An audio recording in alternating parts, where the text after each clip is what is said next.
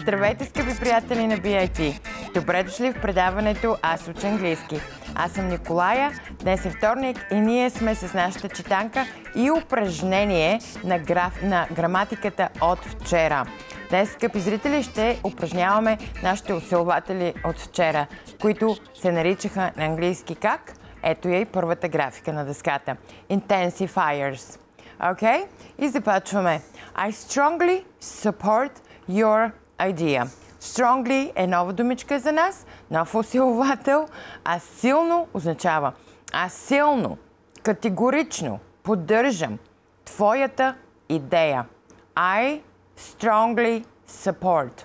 Support означава поддържам. Your idea, твоята идея. He strongly believes in you. Продължаваме да използваме, да упражняваме този усилвател и във второто изречение. He strongly believes in you. Той силно вярва в теб. Или ако искате да кажете на някого, аз силно вярвам в теб, може да кажете I strongly believe in you. Окей? Ето го по този начин. Думичката strongly променя значението на думата след себе си. Okay? It's extremely, последно изречение от тази графика. It's extremely cold in where? Siberia. It's extremely cold in Siberia.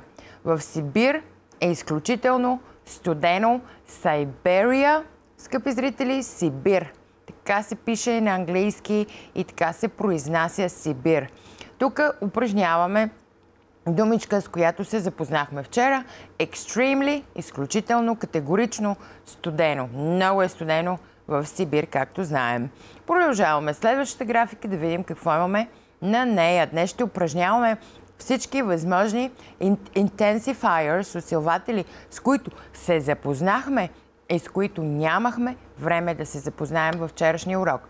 Така че, ето ги някои, с които вече сме се запознали. The cab driver just told me a very interesting story. Шофьорът на таксито току-що ми разказа една много интересна история. Very interesting, very засилва значението на interesting. Very interesting story. Следващото a cab driver. Не знам дали сме я учили тази дума преди. A cab driver означава шофьор на такси. A cab означава такси. Или taxi driver is the other way to say шофьор на такси. Нали? Или a cab driver, или a taxi driver. Не се очудвайте, че в Америка ще го чуете a cab driver. Okay? Your story, next sentence, your story is quite interesting. Today I feel like talking in English, okay? Днес искам да говоря на английски. Не, това не означава изречението, това е което аз искам да ви кажа. Today I feel like talking in English, okay? So if I talk in English, please don't worry, I'll translate after that. Ако ви говоря на английски, не се притеснявайте, след това ще преведем. Тъкмо и да свиквате с слуха и да упражнявате това, да чувате как звучи английски и да видим дали може да различавате някои думи вече, с които може би един път или повече от един път сме се запознавали. Your story is quite interesting, okay? Твоята история е доста интересна. Quiet се запознахме. Вижте, нали, разликата между very interesting, много интересна, и quiet interesting, доста интересна. Следващото изречение. I would say that the story is pretty amazing. Вижте, трите различни усилвателя. Very, quiet, pretty и значи и трите предават съвсем, не съвсем, но различно значение на тези три изречения. Нали, в първото казваш, шофьорът на такси току-що ми разказа. Много интересна. Very interesting. Your story is quite interesting. Доста интересна. И I would say that the story is pretty amazing. Доста удивителна, невероятна, достатъчно удивителна, невероятна. Сега ще видим и какви в следващите графики, какви са разликите между тези три усилвателя. Да видим следващата графика, на какво имаме на нея. You are really pretty. Ти си наистина хубава. Okay? Тук вече pretty го използваме като хубава, а не като pretty interesting story. Думата е една и съща с различни значения. She is absolutely gorgeous. Тя наистина е великолепна. Продължаваме с упражненията. Това са упражнения. Тук ще четем и ще затвърждаваме това, което сме учили вчера. Why in the world is she so beautiful and I am not? Така. Why in the world е един идиом, който ние на български превеждаме, да, правилно, защо за Бога? Тя е толкова красива, аз не съм. Цялото изречение се превежда последния начин. Защо за Бога тя е толкова красива, а аз не съм? Why in the world? Това е едно възклицание, когато искаме да кажем защо за Бога, защо може би по дяволите. Той може да се използва и в положителен, и в отрицателен вариант. Why in the world are you looking at me like this? Нали? Що по дяволите или защо за Бога ти ме гледаш така? Или пък why in the world is she so beautiful and I'm not? Ако го видите, този израз in the world смесен с why, what, where, да знаете, че това става въпрос за идиом, с който питаме защо за Бога, къде за Бога, седя на чи, например, или кога за Бога ще се видим. When in the world I'm gonna see you. Но тук, въпреки малката скоба, точтанките са за това. Ако имаме нещо ново в изречението, да го изясним и да продължим да си наблягаме на граматиката. Ето сега продължаваме с усилвателя. So, is she, why in the world is she so beautiful? So beautiful. Толкова красива. Като very beautiful. Но so beautiful, така толкова красива. And I am not. А аз не съм. Нали? Това изречение е типично за жените. Ние вечно се сравняваме с заобикалящия ни свят. Защо тя е толкова красива? Аз не съм. Защо Господ на нея е дал толкова неща, на мен не ми, а? Why in the world is she so beautiful? Преминаваме към следващата графика. What do you mean? Какво имаш предвид, питам аз. Hey, what do you mean? Какво искаш да кажеш, че ти не си красива? Дали? Какво имаш в предвид? What do you mean означава това изречение. И сега по-надолу. Your hair looks amazingly bad. Косата ти изглежда удивително зле. Като I am having a bad hair day. Okay? С онзи идиом, в който казвахме a bad hair day. Косата ти изглежда и така днес. Какво ти се е случило? Amazingly bad, един усилвател, с който засилваме значението и то, много засилваме значението на bad, okay? На зле. Защото удивително зле, нали? Имаме някаква супер голяма, велика, огромна форма на зле. Супер зле. Удивително зле. По-зле от това не може. Така ме удиви твоята коса. По един такъв зле начин. Удивително зле е възможно най-големия суперлатив за нещо да изглежда зле. Нали? Но това е Intensifier, нали, усилвател, един от нашите усилватели, с които си служим, за да променим значението на прилагателното в нашия случай в това изречение. И сега, do you really mean that? Ти наистина ли? Сериозно ли? Мислиш така? И това много ми харесва, че колежката с графиките ми помага и ми дава идейки. Do you really? Thank you, Дени. Do you really mean that? Ти наистина ли? Сериозно ли мислиш така, че моята коса днес изглежда amazingly bad? Нали? Тук използваме също really, really като intensifier, като усилвател. Продължаваме нататък, че имаме много графики за днес. Следваща графика, моля. О, пълна дъска. Ох, как обичам така. Fairly и различни цветове сме сложили тук. Боже, колко сме в тон, колко ни е весело. Fairly and pretty weaken. Weaken the adverbs and the adjectives. Това е значение, това е изречение. Сега тук ще сравняваме. Okay? На тази дъска ще сравняваме pretty с fairly и ще изясниме какво точно те правят с adjectives, прилагателните и с наречията. Те намаляват тяхното значение. Weaken, ослабвам нещо. От думата weak, което значи слаб, като физически слаб, отпаднал, и те намаляват, отслабват значението на наречията и прилагателните. И ето сега. Diabetes, така се казва диабет на английски, is fairly common disease. Значи, диабетът е сравнително често срещана болест. Значи, сравнително.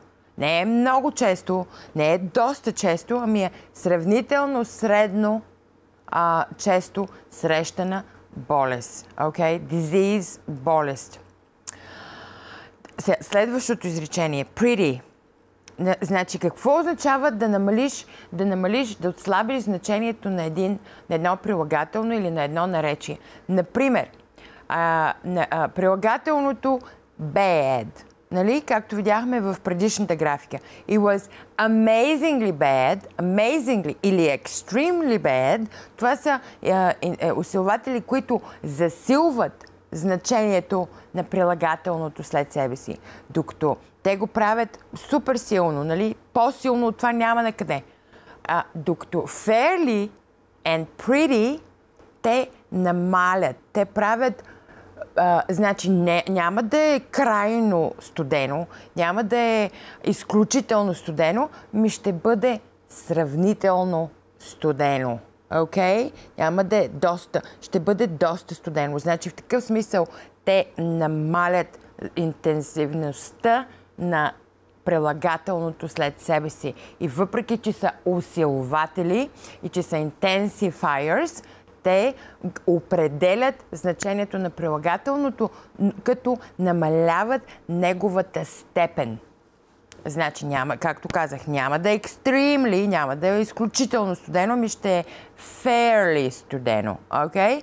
Или pretty cold. Ето сега да видим следващото изречение. The movie was pretty good, but not great. It was just okay. Това означава the movie was pretty good, but not great. Това е равно на it was just okay. Значи филмът беше доста добър, но не беше велик, не беше нещо умопомрачаващо, нали? Не беше нещо, което ни направи да кажем вау, не съм гледал друг път такова нещо. Окей? Беше доста добре. Не беше кой знае какво. Беше просто окей. В такъв смисъл се използва pretty. Вижте сега. I have to leave pretty soon. I don't have to go. Какво означава това изречение? Че не трябва да тръгвам веднага. I don't have to go right now. But I can't stay for a long time. Но не мога и да остана много дълго. Така че pretty soon означава някъде по средата. Pretty. Достатъчно скоро. Аз трябва да си тръгна достатъчно скоро. Нито мога да остана много дълго, нито трябва веднага да тръгвам. Тази красива графика чак не искам и да я напускаме, но трябва да преминем и към следващата. Така, quiet. Quiet има друго значение отново, когато става въпрос за думата след себе си. Както казах, въпреки че всички тези думи определят и изменят значението и го модифицират, те по различен начин действат на думата след себе си, на прилагателното в нашия случай. Значи, quiet допълва, дава повече сила от предишните, от fairly и pretty, но не прави прилагателно толкова силно, както very and really и really. И сега да видим пример. The concert was quite good. Okay? Концертът беше доста добър. Quiet играе ролята на нещо, което ни е изненадало положително. Ние не сме очаквали концерта да е толкова добър, но изненадващо беше добър. Нали? И неочаквано добър. Това всъщност отдолу, където сме писали в синьо. It wasn't bad at all. Това е значението на изречението The concert was quite good. Значи, quiet използваме, когато искаме да кажем не беше изобщо лош, да ви кажа аз. Изненадващо добър, неочаквано добър, нали? Нещо, което е било неочаквано. It was quite good. I'm surprised, нали? Беше доста добър. Значи, quiet като intensifier допълва към силата, увеличава силата на думата след себе си. Преминаваме към следващата графика. И вече really, ето сега, 5 различни усилвателя, с които искам тук да сравним тяхното значение и как се отразяват те на думата след себе си. Като видите това изречение, едно и също изречение е употребено с различните усилватели. Ето видите сега, най-силните думи са горе. Най-силните усилватели. He is very intelligent.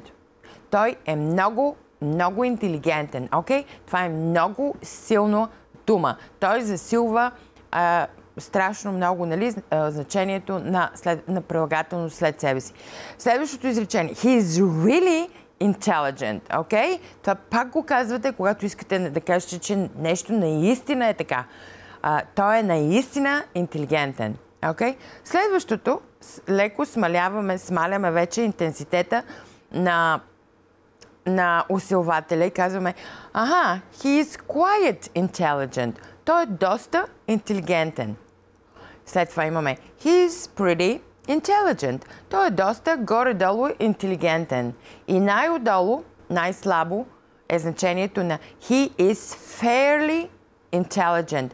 Той е сравнително средно интелигентен. Okay? Така че тръгнахме от най-горе, от най-силните intensifiers, усилватели, до тези, които пак променят прилагателното след себе си, но смъкват силата му, намаляват неговата сила. They weaken the strength of the adjective. Така, сега преминаваме към следващата графика и да видим нещо по-различно, може би по-разнообразно. Okay.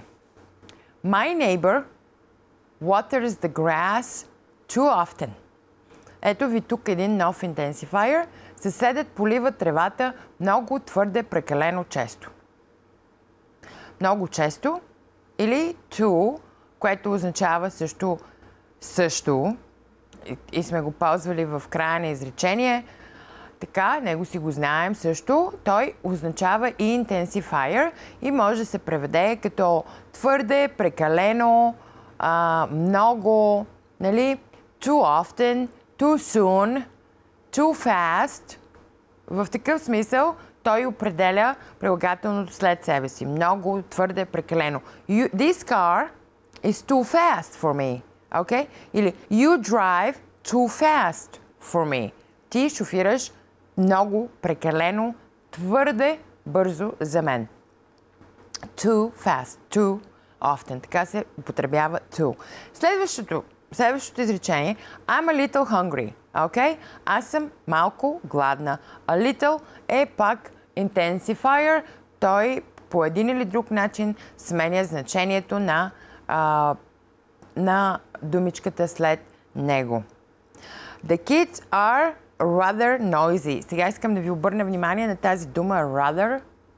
Вече сме използвали I have rather, I had rather, I would rather. Сега само rather, без самостоятелно като дума. Значи тя се използва като да кажеш за нещо по-скоро искам еди какво си. Нали? Тук в това изречение децата са по-скоро шумни. Така, превежда се в речниците като доста, но аз в практиката си съм я използвала като по-скоро. Okay? Така че the kids are rather noisy. Той пак променя значението и играе ролята на усилвател и казва децата са по-скоро шумни, отколкото нешумни. Или децата са доста шумни. Rather, ако чуете самостоятелно в дума, в изречение да знаете, че означава по-скоро или доста. И двата варианта. Преминаваме нататък с графиките. Следваща графика. Имаме сега тук много хубава дума. Enough, което ние знаем достатъчно. Тази дума също определя и променя значението на прилагателните, но вижте защо ви я давам, защото тя стои на по-различно място от всички останали. Значи, if you are 21, вижте сега разликата. If you are 21, you are old enough to drive a car. Old enough. Okay? Вижте, прилагателното е преди усилвателя в този случай. Преди колонката за усилване на музика. Значи, old, тук, когато трябва да използваме enough, достатъчно, ние ще го използваме след прилагателното, след думата, която той променя или чието значение засилва, намаля или променя, или модифицира. Окей? Вижте, if you are 21, you are old enough to drive a car. Old е преди enough. Не можеш да кажете you are enough old to drive a car. Абсурд. Това вече въобще не звучи по никакъв начин. Никога не казвайте I am enough old. I am old enough to drive a car. I am old enough to go to a bar. Okay? Old enough. Big enough. Small enough. Enough, специфичното на този усилвател, че стои след прилагателното. Ето ви, значи това изречение казва следното. Ако ти си на 21, ти си достатъчно голям, за да караш кола. Следващото изречение казва This ring doesn't fit me. It is not big enough. Okay? Което означава, че този пръстен не ми става. Не е достатъчно голям. Даже и на български слагаме достатъчно пред прилагателното, както всички останали други усилватели. Много голям, доста голям, твърде голям, ужасно голям, extremely, нали, extremely, absolutely bad, big. Но тази дума, запомнете, винаги си имаме изключение в английски, тя стои след прилагателното. Big enough, small enough, old enough, good enough. Ето, мисля, че и следващата дъска сме дали примери с тази дъска или стена или графика. Точно така. Примери с тази дума, за да ви се... за да може да ви олегне в главите. Is she good enough to compete with me? Тя достатъчно добра ли е да се състезава с мен? Is she good enough? Enough стои след good. Ето ви следващото изречение. That guy is not good enough for my sister. Това момче, или онова момче, that guy, нали, не е подходящ за сестра ми. Good enough означава подходящ. Не е достатъчно добър, но в смисъл добър не като характер, ами че не е подходящ. Затова сме го превели с думичката подходящ. Ако искате да кажете, че някой не е подходящ за някого, може да използвате това словосъчетание. You are not good enough for me, okay? Айде сега да видим следващото изречение. Are you fast enough to run the marathon? Ти достатъчно бърз ли си, за да пробягаш маратона или за да бягаш в маратона? Are you fast enough? На български достатъчно стои преди бърз, на английски достатъчно стои след прилагателното. Ето ви всички примери за това как да използваме enough. Are you fast enough to run the marathon? Продължаваме с други усилватели да видим кои са те. Extremely, okay. Do you think we'll get the pay right? Oh, okay. Това е хубаво изречение. Do you think we'll get the pay raise this year? Така, искам да ви обърна внимание. Raise. Аз го чета raise, а той по принцип е rise. Но не съм чула някой да казва в Америка pay rise. Навсякъде звучи pay raise. Самия глагол е rise, изгрявам, вдигам се, повдигам, увеличавам, нали? Както слънцето се изгрява, sunrise. Но тук в този случай аз не съм чула някой да казва pay rise. Така че, когато искате увеличение или питате за увеличение на вашата заплата, ще питате Am I getting a pay raise? Okay? Do you think we'll get a pay raise this year? Мислиш ли, че ще получим увеличение на заплатата тази година? We wish, yes. Do you think we'll get the pay raise? I don't know. Мислиш ли, че ще ни увеличат заплатата тази година? If we get one, it will be extremely small. Ето сега използваме тази думичка extremely. If we do, it will be extremely small. Това е едно и също изречение, казано по различен начин. Okay? If we get one, ако получим такова, one замества pay raise. It will be extremely small. Ще бъде безкрайно, крайно малко увеличение.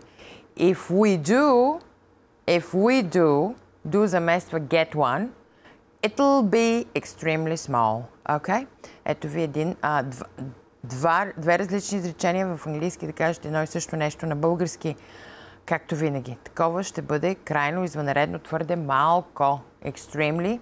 Продължаваме с следващата графика за сега.